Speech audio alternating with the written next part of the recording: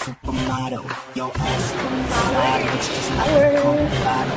I love the way you ride, put that thing on full throttle. So get Ngayon, andito kami sa Toyota Quezon Avenue para ilabas ang aking sasakyan. Grabe, as in, very excited. troublemaker, and I'm a troublemaker. Throw your hands up if you believe in me now. I keep my hands up and do it all for me now. Sing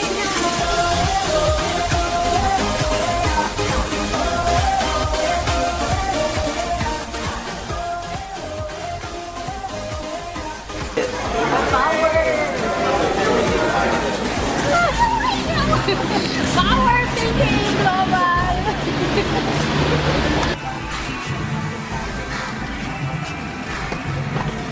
Hi guys! Ito na! As in, masasakyan ko na. Ang dream car ko, nakuha ko na dahil sa AIM Global. Wow! Power talaga. AIM Global, salamat! Ako si Maricel Bawi from San Mariano, Isabela. Grabe, as in, ginawa ko lang to ng 8 months as part-time, ha.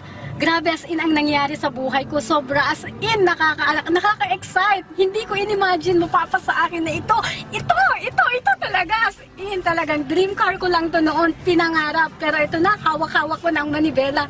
Alam nyo guys, dati akong OFW, grabe, ang hirap sa ibang bansa. Ang hirap malayo, nasa iyo ang pagtitiis, nasa iyo yung pagsisikap talaga para makuha mo lahat ng gugustuhin mo.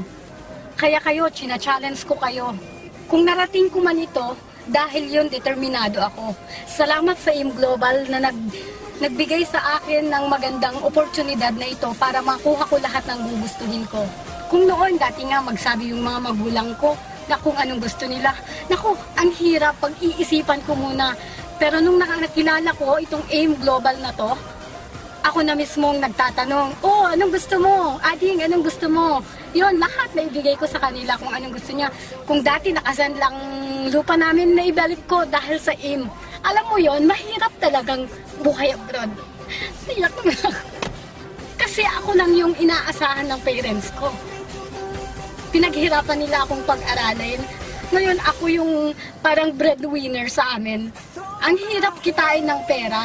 Pero nung nasa AIM ako, grabe. As in talaga.